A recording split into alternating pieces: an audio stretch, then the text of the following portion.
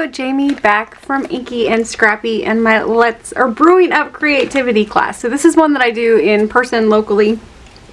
And you know, I do one on here for you guys so you can follow along in real time as we create a card. There's actually 2 usually per month, and so this is the first one of the 2, so the lesser of the 2, because the other one is a ta-da diorama, which I will get to record and upload fairly soon. So this is the one that we're making today. So this is my first example, and then of course this is the one that I did with my niece in, you know, our makeshift class the other day. So, you know, lots of fun sparkly stuff in there. You know, once I do it once, it's a lot easier to add extra things or maybe take out some steps that we didn't particularly appreciate the first time around. And so we actually did the books in this one with alcohol markers as opposed to the stencils, but I thought we would do the stencils today and you can kind of see how they work. I think they, you know, they have their place, and if you don't like coloring, it's definitely something to look at. This one, I think with all of the little things, it just got a lot for me to do the little bits and pieces on there. I'm gonna cheat and use my Close to My Heart inks today, just for some of them. So for my purple, my pink, and my teal, so I'm using Lagoon, Bubblegum, and Petal from the Close to My Heart series. Bubblegum would probably be replaced with maybe like Pixie would work if you have some Close to My Heart inks and you're looking for similars. I think as per the Distress inks, we used Evergreen, Bough, Shaded Lilac. These are the ones that I have for my class stuff, and so I know we use Black Soot. You can use Frayed Burlap, Walnut Stain, Vintage Photo, which I need because I don't have a big one of that one. I did Dried Marigold because that's the one that's in my class set, but I would definitely go with a darker one, maybe Spiced Marmalade or Ripe Persimmon if you want a deeper orange. Or mix like a little bit of pink with that one would work well. And then Antique Linen for the books on this one. But let's get started. And, you know, all in good fun, right? So I stamped out my images for both cards at the same time. So this makes life a little bit easier for me per se. It's, you know, not foolproof, but it definitely helps. And then I picked up the variety pack of blending brushes from Amazon. I know that I think it's Waffle Flower has blending brushes similar. I picked up the little blending brushes or makeup brushes from the Dollar Tree. Those work well. Let me see if I can find some. So like this one I think I picked up at, it's just a eye smudge brush. Those work fairly well too. So like the Dollar Tree, if you want to try out the smaller ones, I will say the smaller ones were nice for the fact that the stencils are fairly small, and so using the big blending brush like this size one or this size one, it just over, I don't know, you know, over, how shall we say, over inks. And so having the littler ones really works well for this one. And so it is what it is, right? Okay, so let's see, we'll use, and I kind of just used color palette for these. Like this one is Vintage Photo. I will probably use the same brush for my Walnut Stain ink in a little bit. And so on my original ones, I had gone through and done everything that I wanted this color, everything that I wanted pink, I did to try to save time. Did it save time? Maybe. I mean, once I had, you know, because I didn't wash my stencils in between, so it was easy to see what I wanted pink and what I wanted, you know, purple and teal and those types of things. Would I do it that way again? I think I like it better going through and doing one image at a time. Granted, you know, it's harder if you have less brushes, so that's why it was kind of nice to do it the other way. With one brush I could just kind of, you know, go through and do maybe all of my antique linen, and then come back and do all of my vintage photo, and then come back and do all of my walnut stain. So if you're limited on your brushes, or you just want to try it out and you kind of want to limit your brush numbers, that would be my suggestion for you, is to just kind of go slowly, you know, go one color through all of it, kind of figure out what you want, either following somebody else's already picked out colors, or kind of laying it out and, you know, saying this color I want here, this one I want there. And it's a lot easier once you've done it a couple of times, because you kind of know what you're looking for, I guess. Oh, I don't know. That one's my purple brush. I think I had blue with my first one too. I don't know if I'm going to bring in blue on this one, just to try to keep it a little bit simpler. And then we can go on to the next one.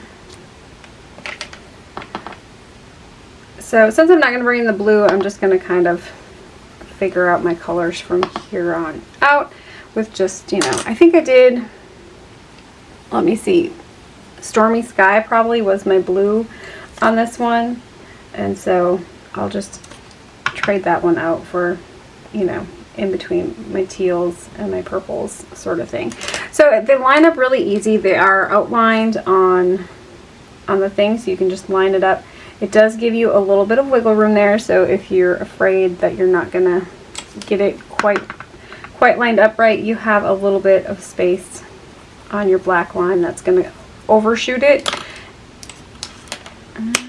That's my brown. This one's my antique linen.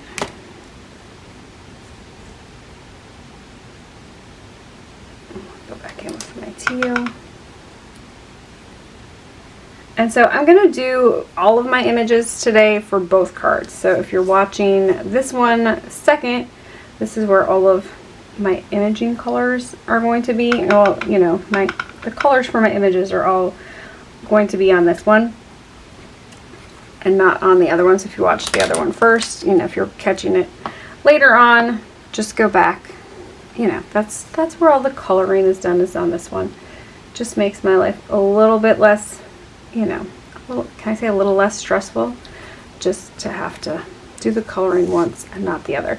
But keep in mind, you can definitely, when Faith and I did this, so Faith is my niece, she turned 14, so it was, you know, birthday month, and, you know, that just meant that Aunt Jamie and her had to do some playing in the craft room, because she likes crafting too. And so I may have gotten her started, and my sister, you know, might not always. She's like, your goddaughter is just like you when it comes to the mess in her room, because that's where her artsy stuff is. She likes painting too, though, so her art and clay, she is like her aunt. She does a lot of things. She's all over the place, as I usually am too. So I'm just using the black, and I'm just going to go really light. I don't want a lot of, you know, I just want to color it so it's not pitch white. It's just kind of a light. I probably went a little darker on that than I needed to. I don't add any color to my glass lenses. I just don't foresee, you know, why I would need to add it. I will come back in later and add some glossy accents, because hello, glossy accents. Glossy accents are fun. I don't know which color I used on this one in the card, so purple, pink, whatever. I just kind of vary my book colors here, just to kind of give me a little bit of variety. It doesn't have to be, you don't have to go every other, or, you know. I just figured if I kept with the colors that I'm using in my cardstock and my other inking, it should, you know, it'll blend and mesh eventually for the most part. So a lot of times you don't even need to re-ink stuff. I guess I could have came in with the linen for maybe my skunk's white parts. I don't know. Okay, I think I'm done with that one. On to the next one.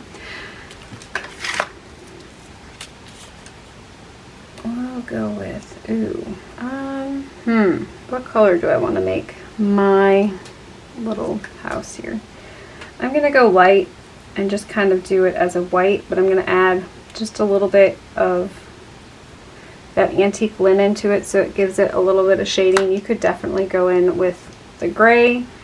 I'll do a little purple heart down here.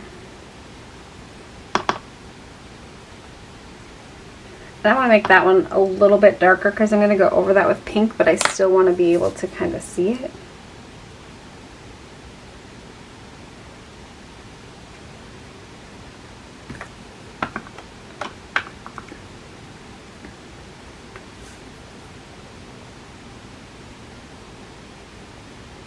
Now you can definitely add some shading with your stenciling and inks just by adding a second layer or maybe a darker color of ink.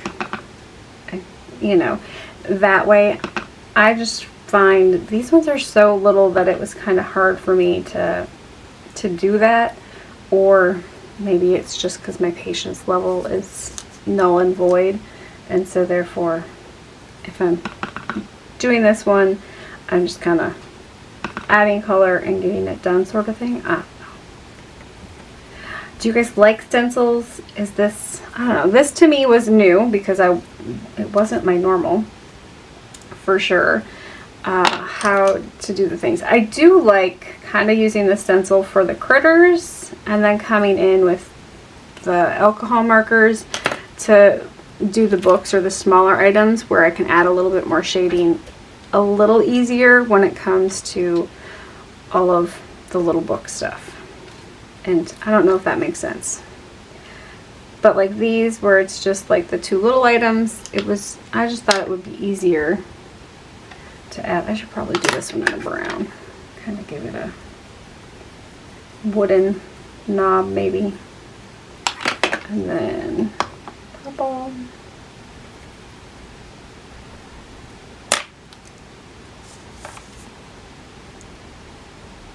Pink.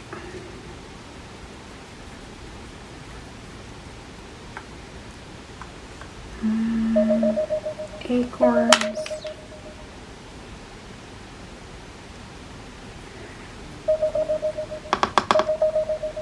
I should have turned my ringer off. I guess you get what you get today. Okay, I need this one yet for my book. This one's not on the same stencil. Alright, let's go up here and grab this book quick before I put this one away. So I'll come in here with my teal.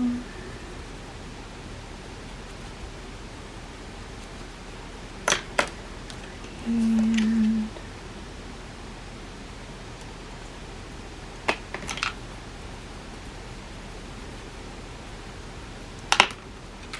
I do have the little book on here, don't I? Yep.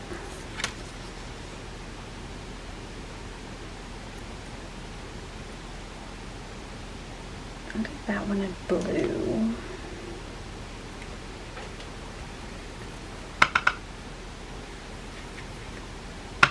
When I ask you, the Owl's book needs to be in pink on this one, okay? Okay. I know you're not going to answer me, but it sounds good. And this one.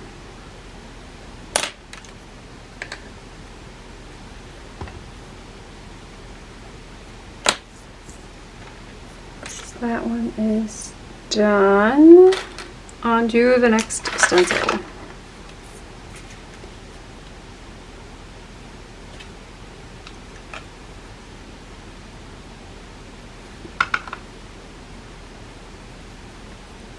Teal and back to pink.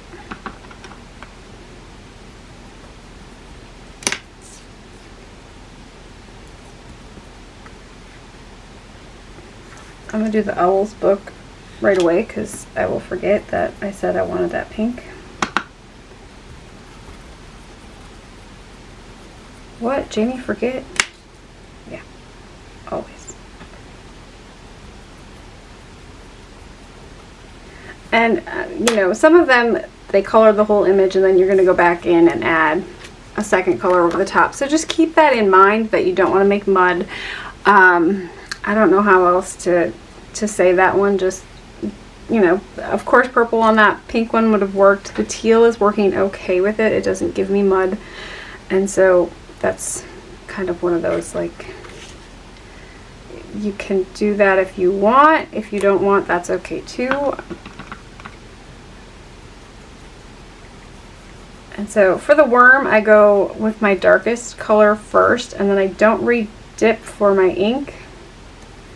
And so this way my pink is going to be a lot lighter on the second stencil, and so you get that variegated tone there.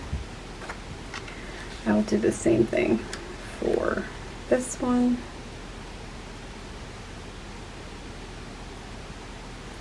Re-inking on the darker pink, making sure I go over it well, and then of course when I'm coming in with my lighter tone of pink, line it up, and I'm just going to kind of hit that fairly softly. I just don't want it to be, so you can kind of tell how much ink you're putting down right away. Now I use dye inks with these and not distress oxides. Distress oxides are going to sit on top, so keep that in mind. So if you're using a distress oxide, you might want to leave your images in like a stamping platform and then come back and hit it with just VersaFine Onyx Black after you're done to kind of get that color back on top. And so you don't have, otherwise it kind of gives it, I don't know, like a milky outline.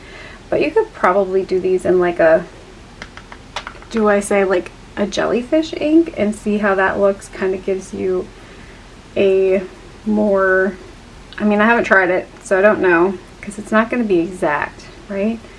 I guess you could try to get like that, what is it called? No line coloring look with your stencil. I mean, it'd be worth a shot, right? So you could try it and see. Otherwise do like a brown tone, or, you know, because your images are for the most part going to be a little bit more brown tone. I think you could probably go with a brown ink, either like a I would say like, well, River Rock is going to be like a darker gray or middle of the line gray. A Memento Espresso maybe would give you a fun tone. Just some ideas.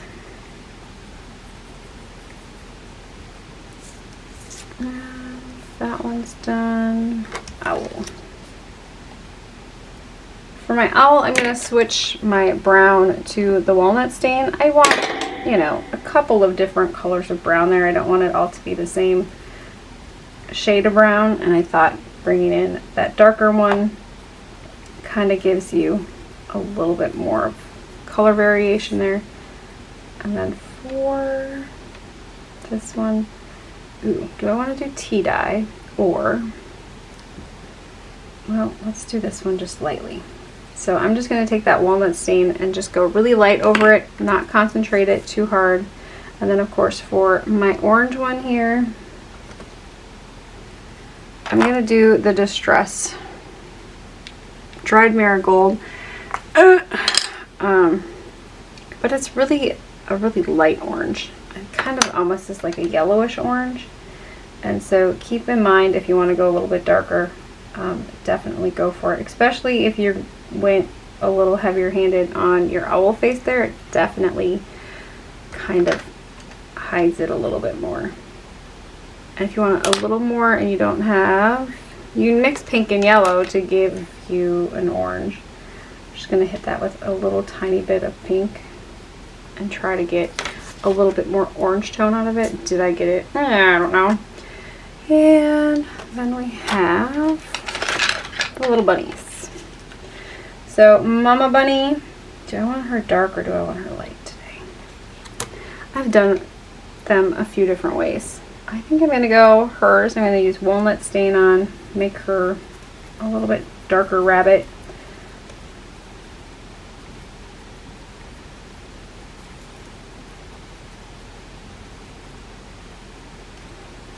Baby Bunny.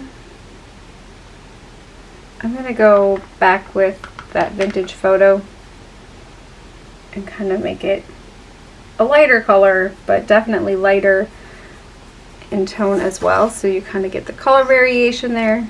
And then of course some pink for the insides of the ears.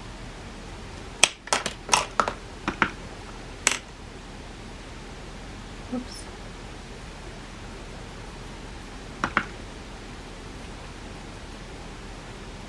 And the little nose. And the book. Let's see, the bunny is on the other card, so I have the skunk, which is purple.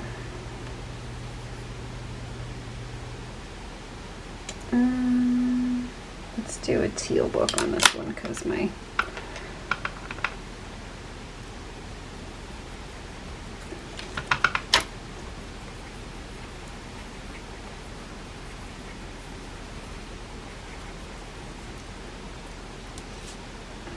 front is pink.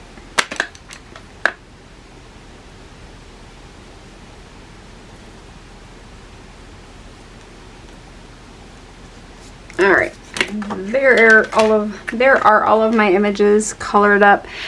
You know, it took 20 minutes to do them that way. Do I think it would have been faster to do them with markers? It probably would have been about the same time. Maybe a little bit longer doing the whole thing with markers. So keep that in mind.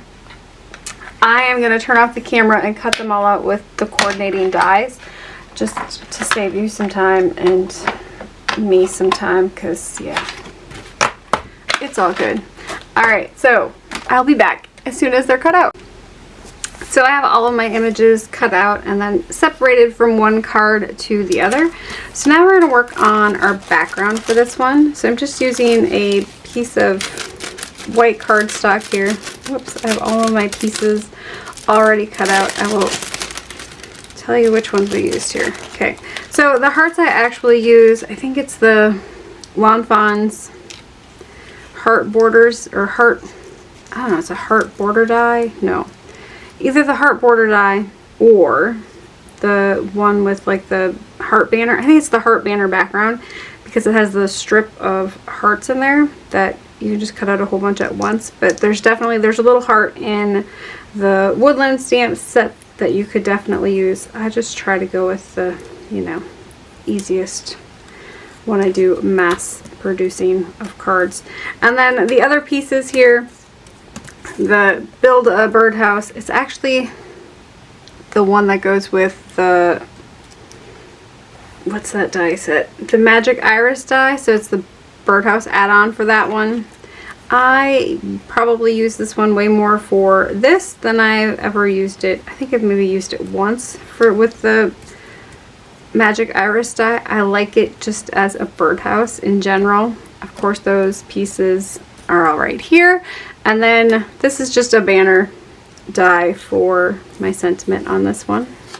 Okay, I think we're good there. So I have all of those pieces to put together, but let's start with the background. So I'm just going to come in with a cloudy border stencil. If you don't have one, you can definitely just make one by cutting bumps. Don't feel you need to have one.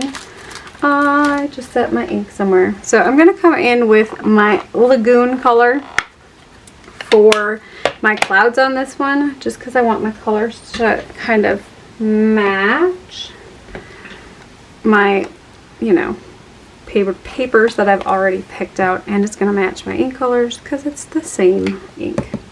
So usually I start by kind of rubbing it in a little bit and then tapping it on my stencil, so that way it's not going to be too harsh, and then a really light hand to add a really light cloudy sky look to this one. And then rotating your stencil, of course picking up ink again, tapping it off, and starting on the stencil and then going lightly off, and you will see it doesn't look as dark when you're doing it until you move that stencil. So don't feel like if you're looking at it and it's like, oh, I don't have any ink on there yet, and you keep rubbing. I've done it with the light pink. I think that's what we'll do with the other one. I think I did it with I think I did Kitsch Flamingo actually on the other one to do my cloudy skies. and I liked it. But you know, you can definitely, and it's lighter, so any light pink would work for that one. But for this one, I'm just doing that teal. You could definitely come in with a blue or a purple if you want blue or purple clouds. And I'm going to go all the way down on this one.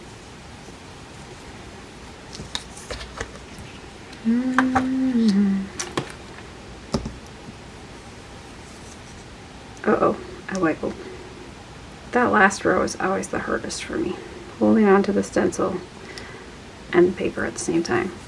Alright, that one. And then when you get to the end, I just kind of go over the bottom with what's on my stencil yet. And if I have some darker spots, it's okay. It's, you know, clouds and the sky aren't one, you know, I guess the sky, if it's just a blue clear sky, it's a pretty regular, like one solid color, but with clouds in there you get the color variations, darkers and deepers, and all of the things. So now that I have my clouds done, I'm going to come in with a text stamp. So this is the one that I'm using currently. This one is Hero Arts.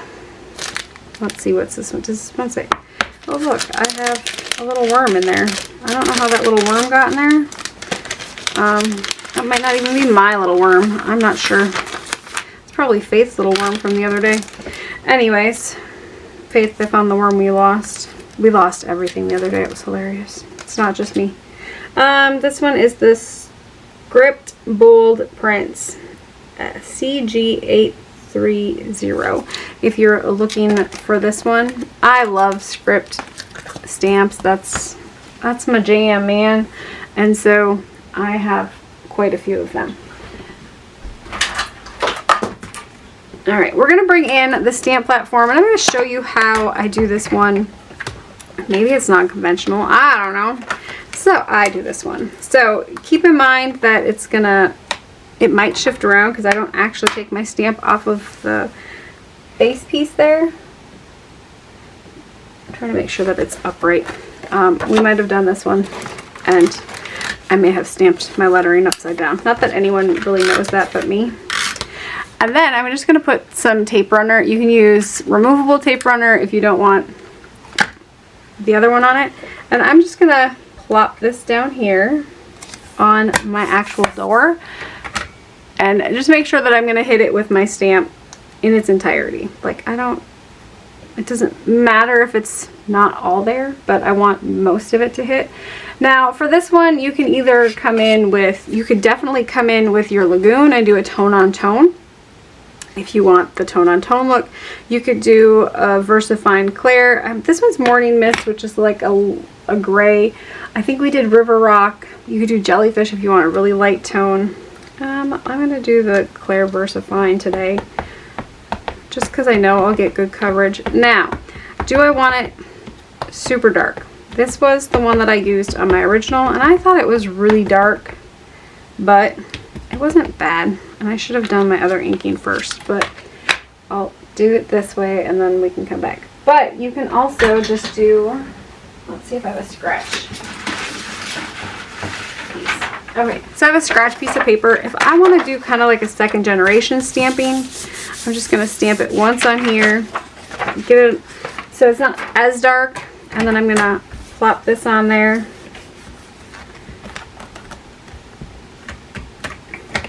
And I'm going to get my second generation stamp. I can definitely come back in, and it works better with either a stamping, I have a stamp platform, like rubber thing. I just prefer using a sweatered hand. It just works better. But it kind of has, you know, some light spots, some dark spots, some not really inked spots, and I'm okay with that. So you can definitely re-ink it if you don't like it. Sometimes I'll go with my towel and I will blot off a little bit, and then it kind of gives that patchy look as well. So there is my background. Set that one off to the side. Now what I forgot to do before I did this one, let me see if we're pretty much dry here. I didn't come in with this one. So I want it to be dark in kind of my background here.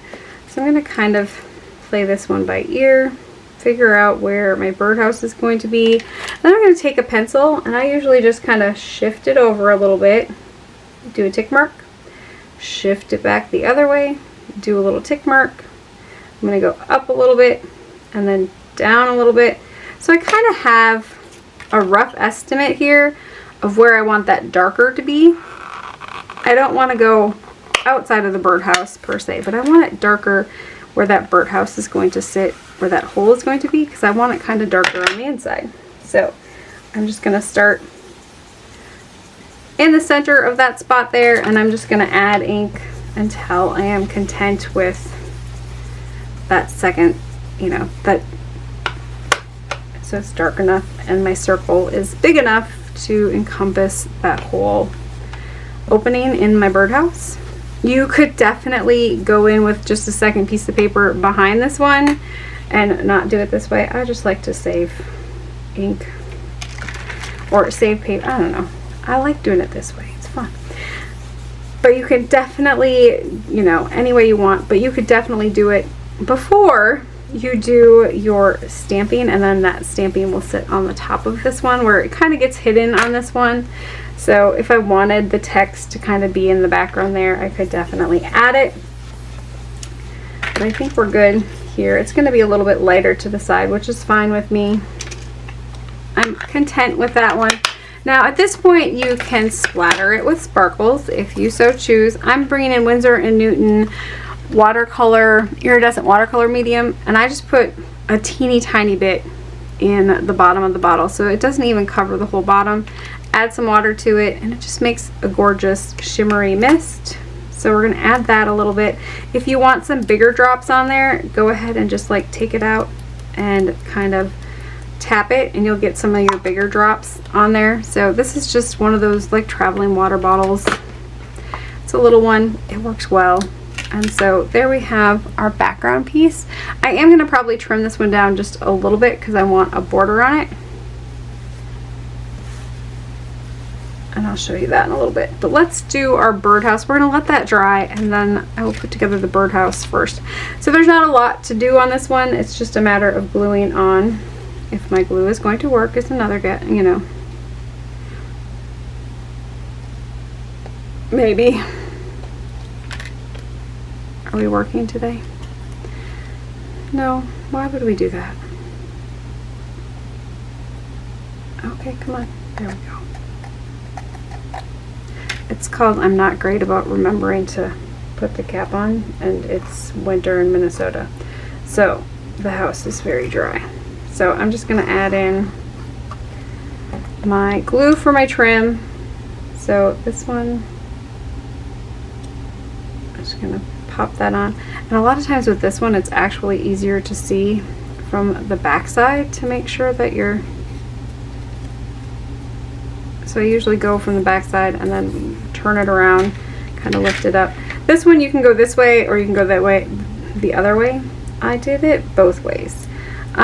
Which do I prefer? I kind of like with the little rumples down, because then my little squirrel is sitting on a flat surface.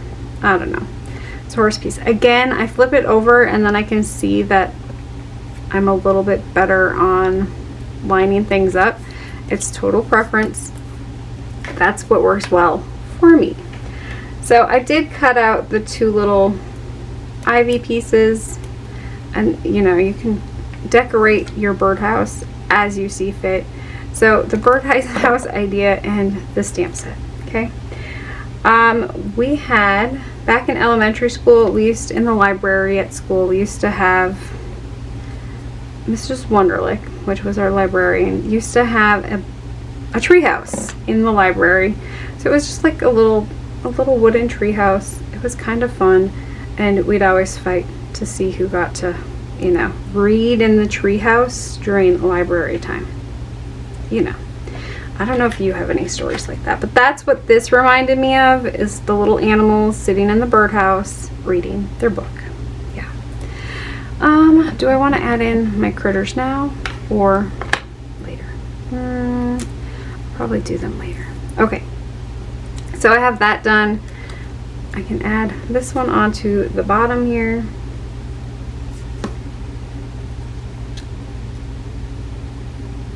and I can always cut off a little bit if I need to, but you could definitely wait to add the little stand there until you're ready to do it that way. Let's see, did I put the one that I used away?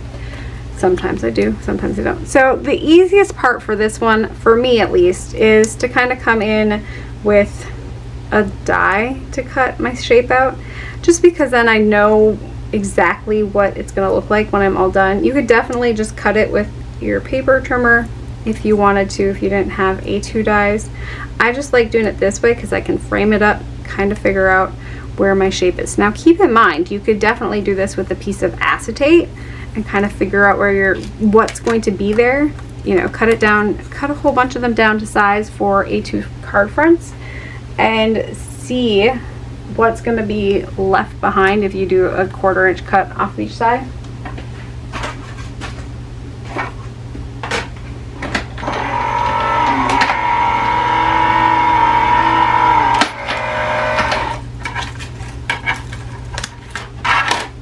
It's definitely personal preference, but that's, you know, if you don't have a die cut machine, that's definitely an option for you to kind of see where it's going to lie, or even, you know, cutting and being extra picky about all of those things.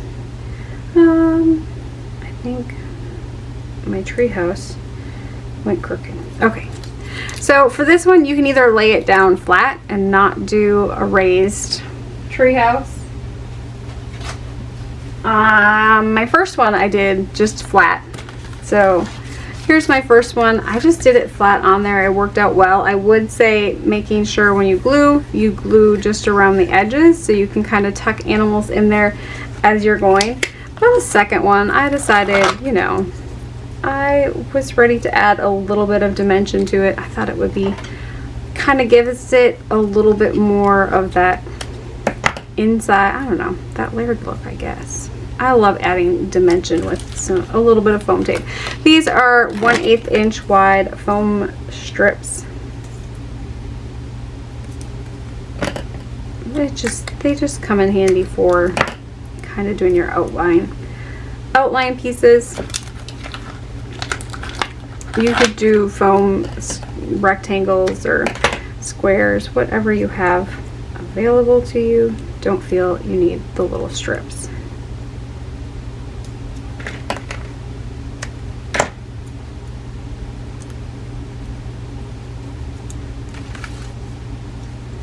Oh, I didn't do, that's what I did. So on my other one, I actually put the base piece down before.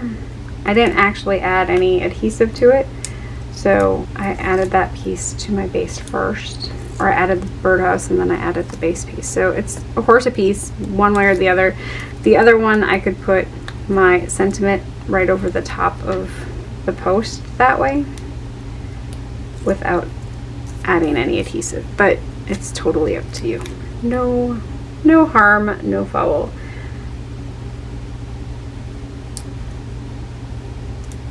Whoops. Let me go here. Maybe.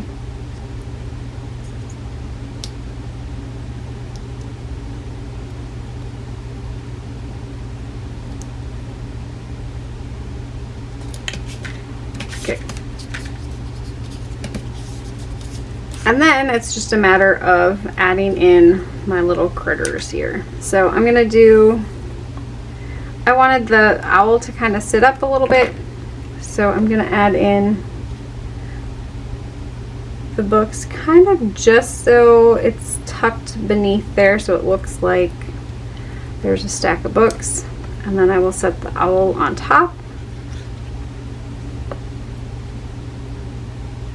making him kind of rest high up in that little cubby. And then of course coming in with the little mole. I think it's a mole. Reminds me of Edgar from,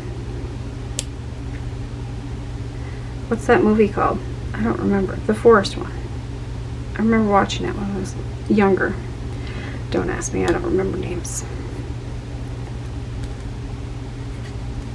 What were all the other little characters in that one? Does anyone know the movie I'm talking about? I remember Edgar the Mole because we lived on a farm with Great Uncle Edgar, and so that's, you know, the name always like stuck out. But there was, I'm trying to think what the other critters were in that one. There was just a bunch of them, you know. Yeah.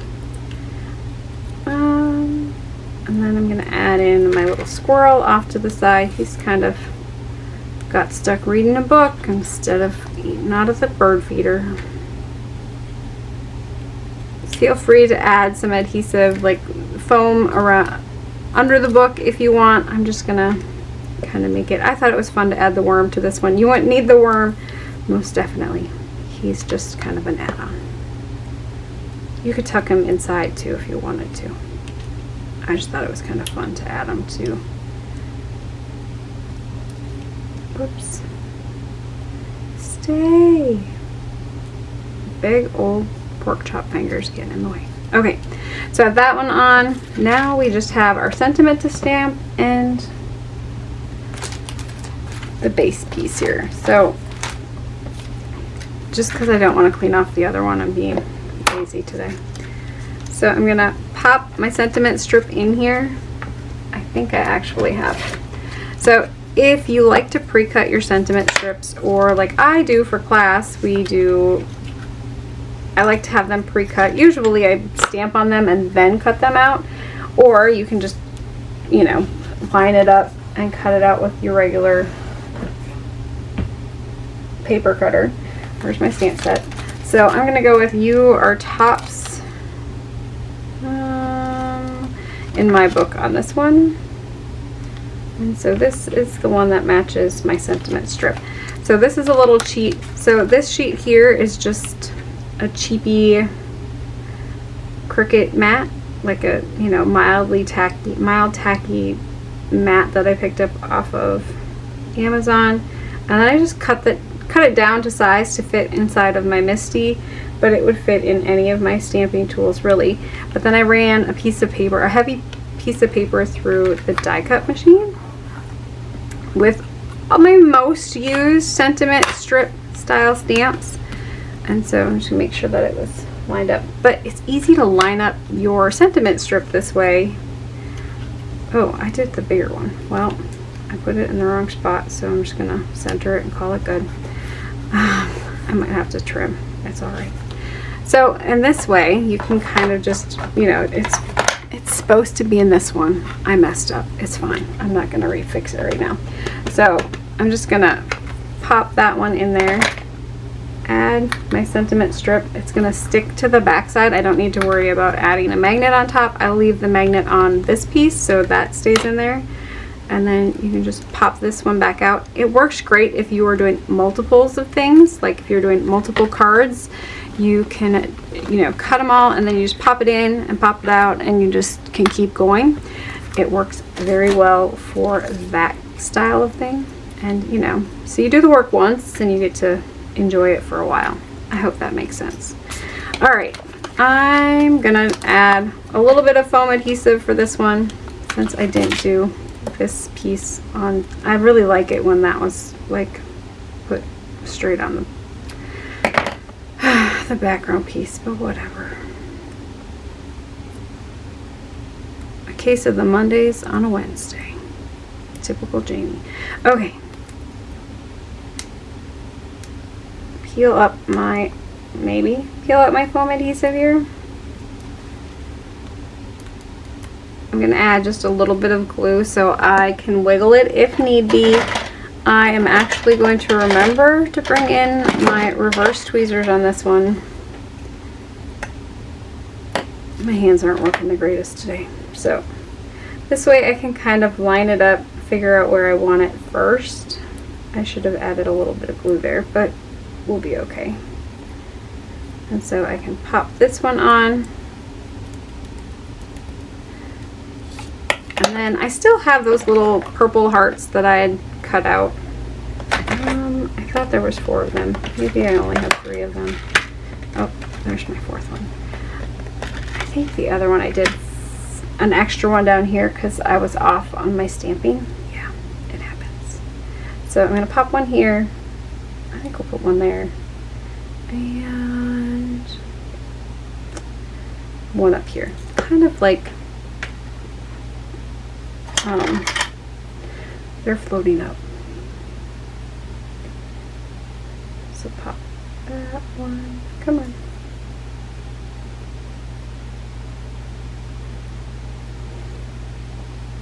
So, you know how I said it was so cold by my desk here? Well, the other day we had 50-mile-an-hour winds. And I was like, it is like, I can feel the breeze, right? Last fall, our AC unit went out, and so we actually opened the windows. And I have allergies really bad, so we don't usually open the windows in our house at all. It's just, I'm miserable. And so I am too short to get, I opened it on the top instead of opening it on the bottom, because if I opened it on the bottom, all of my papers would go everywhere.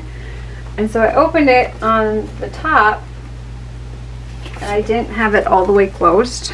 Yeah, because I'm a genius. I didn't have it all the way closed. That's not the right color purple. Oh, I can do the tealy one. I'll do the tealy one. So I didn't have it all the way. It wasn't like all the way up there. It was pretty close, but it wasn't all the way. So it was like where the two window panes meet, because they're whatever. It was like the snow was coming up and in and through, and I had snow in my window, like on the inside. I was like, what? So yes, my kids had to fix it. We had one in the other room too. I was like, really? Seriously? We've been living like this all winter? Like, oh, Jamie Marie, you're a hot mess. I am going to glue this one onto my colored card base. This is a Hobby Lobby card base, but if you don't have colored card bases, you can definitely just cut a piece of paper as your background. You could have left it as a full panel, however you wanted to do that. I like kind of the colored matte behind it, so getting the colored card bases just kind of saves a little bit of paper and time, and so it works well. But there's that one, and then all we have to do yet is do some glossy accents on the glasses, because, well, all of my glasses need to have glossy accents on them. I think that's the fun of little critters with glasses. I think my glossy accents here is kind of rebelling against me lately. Like it lasts forever, right? And so it's like, you keep opening me, closing me, only taking 2 little drops out. So I have glossy accents on my glasses there, and then I'm going to come in with some glitter and add just a little touch of glitter onto my little hearts here, because, you know, glitter all the things, right? Can never have enough glitter. And I like to just squeeze out just a teeny tiny little drop, and then I just take the tip and kind of rub that around. It cuts down on your drive time, cuts down on your dry time, and you really don't need that much to get that really glittery look. Sometimes less is more when it comes to glitter, I think. So there I have my glitter on there, and then for the inside sentiment, now I'm gonna have to wait for it to dry, but I pulled out some different options for that one. There's books are better with chocolate, or books because reality sucks, from Ink Road Stamps. I have a super old book stamp set because I love reading, and so the Sweet and Sassy stamps, this one is 2013, okay? So this one's a few years old, right? Travel the world, read a book. Between the pages of a book is a lovely place to be, which is probably the one I'm going to use, but Reading is Dreaming with Open Eyes is another one that I really like. Reading gives us someplace to go when we have to stay where we are. So those ones are all kind of, and then of course the big one, which is Dr. Seuss, which, you know, it's the more that, well, yeah. So the more that you read, the more things you will know, I guess, could be one option, you know, to fit on the inside there. But for the most part, I will probably add that one or one of those 3 onto the inside of my card just to kind of your tops in my book. So in between the pages of a book is a lovely place to be, I guess. But yeah, so there is the first card in our Brewing Up Creativity with Inky and Scrappy series. So, you know, February is I Love to Read month, and hopefully I will get some reading in yet this month. It's not looking good. Next month is, you know, I'm hoping. I have a book that I need to finish because the next one in the series comes out, and I've been waiting to finish it until I'm done, or until the next one comes out, because I know it ends in a cliffhanger, and I hate cliffhangers. So knowing that it ends in a cliffhanger means I'm gonna wait to finish it, savor it until the next. I know the next one's gonna be out sooner rather than, you know, 6 months from now. So I'm funny, I know. It's all good. So there it is. I hope you guys have an amazing rest of your day. Keep getting inky. Bye.